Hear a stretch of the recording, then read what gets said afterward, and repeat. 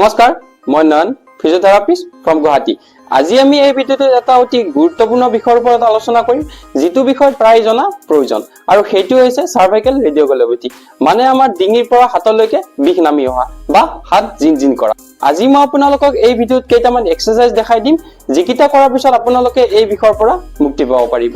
এক্সাৰচাইজবোৰৰ বিষয়ে জনাৰ আগতে আমি এইটো ভালকে জানো আহক যে চাৰ্ভাইকেল ৰেডিঅ'গ্ৰাভিটি মানে হয়নো কি, আৰু ই আমাৰ দেহত কি কি হোৱাৰ কাৰণে হয়। আমাৰ ডিঙিৰ এই যিখিনি ঠাই আছে, এই ঠাইখিনিক চাৰ্ভাইকেল বুলি কোৱা হয়, যিটোৱে আমাৰ মূৰটোক ডিঙিৰ লগত লগ লগাই ৰাখে। আৰু এই চাৰ্ভাইকেল অংশখিনিত আমাৰ ৰাজহাড়ৰ সৰু সৰু 7টা অংশ থাকে, যাক আমি C1, C2, C3, C4, C5, C7 ভাৰ্টিব্ৰা নামেৰে জানো। আৰু সেই 7টা অংশৰ দুফালেৰে কিছুমান নাভ ওলাই, আৰু সেই নাভবোৰ ওলাই আমাৰ ডিঙিৰ পৰা আৰম্ভ কৰি হাতলৈ আৰু আঙুলিলৈ যায়। আৰু যদি সেই দুফালেৰে ওলোৱা নাভবোৰত কিবা কাৰণত চেপা বা কম্প্ৰেছ হয়, তেতিয়াহ'লে আমাৰ ডিঙিৰ পৰা হাতলৈকে বিষ নামি হোৱা, ডিঙিটো বা হাতখন ওজন লগা, বা আমি হাতৰ মুঠিটো ভালকে মাৰিব নোৱাৰা আদি সমস্যাই দেখা দিব পাৰে। আৰু এনেকুৱা ধৰণৰ ডিঙিৰ পৰা হাতলৈকে নামি অহা বিষকে চাৰ্ভাইকেল ৰেডিঅ'গ্ৰাভিটি বুলি কোৱা হয়। এতিয়া আমি জানো আহক এই বিষয়ৰ কাৰণে এক্সাৰচাইজবোৰ কেনেকুৱা ধৰণৰ হয়। প্ৰথম এক্সাৰচাইজটো কৰিবৰ কাৰণে আপোনালোকে এনেকুৱা এখন চেয়াৰত বহি ল'ব লাগিব। তাৰপিছত আপোনালোকৰ এখন হাত পিঠিৰ পিছফালে নি পেলাই আনখন হাতেৰে ডিঙিটো টানিব লাগিব। টানি পেলাই আপোনালোকে এনেকে 5 ছেকেণ্ড হোল্ড কৰিব লাগিব। 1 2 3 4 5। এইফালে হোৱাৰ পিছত আকৌ এনেকে 1 2 3 4 5। আকৌ এনেকে 1 2 3 4 5। আকৌ এইফালে 1 2 3 4 5। এনেকে আপোনালোকে দুফালে 10 বাৰকে কৰিব লাগিব। 2 নম্বৰ এক্সাৰচাইজটোৰ কাৰণে আপোনালোকে দুটা আঙুলি এনেকে দিব লাগিব, দি পেলাই অকল আপোনালোকে ডিঙিটো পিছফালে নিব লাগিব, ঠিক মই ভিডিঅ'ত কৰাৰ দৰে। 1 2 3। এইটোক যদি মই সাইড ভিউত দেখাও, এনেকুৱা ধৰণৰ 4 5 6। আপোনালোকৰ বডিটো একে ঠাইতে থাকিব, খালি আপোনালোকৰ ডিঙিটো পিছফালে যাব এনেকে। 9 10।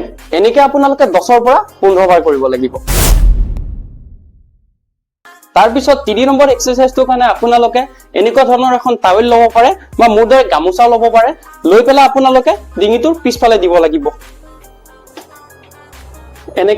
এনেকে দি পেলাই আপোনালোকে মূৰটো অলপ ওপৰৰ ফালে দাঙিব লাগিব, দাঙি পেলাই ওপৰৰ ফালে এনেকে টানিব লাগিব।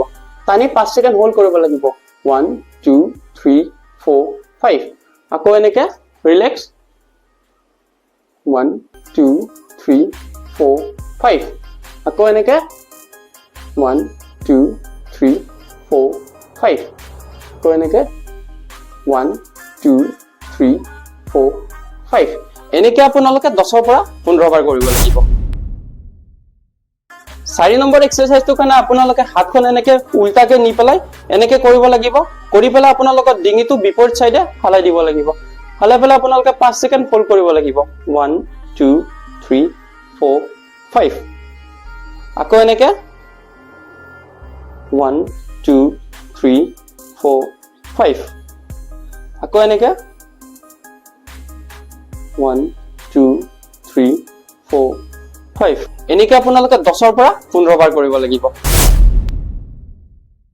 তাৰ পিছৰ এক্সাৰচাইজটোৰ কাৰণে আপোনালোকে হাতখন এনেকে নিব লাগিব, নি পেলাই এনেকে চিধা কৰিব লাগিব। 1।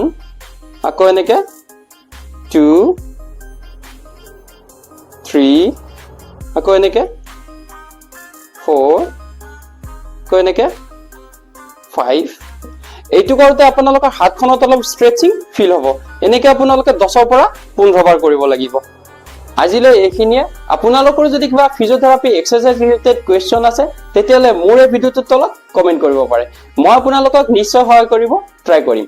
আৰু যদি আপোনালোকে আঁঠুৰ বিষয়ৰ কাৰণে এক্সাৰচাইজ বিচাৰি আছে, তেতিয়াহ'লে লেফ্ট চাইডে শ্ব' হৈ থকা ভিডিঅ'টোত ক্লিক কৰিব পাৰে। আৰু যদি আপোনালোকে কঁকালৰ বিষয়ৰ কাৰণে এক্সাৰচাইজ বিচাৰি আছে, তেতিয়াহ'লে ৰাইট চাইডে শ্ব' হৈ থকা ভিডিঅ'টোত ক্লিক কৰিব পাৰে।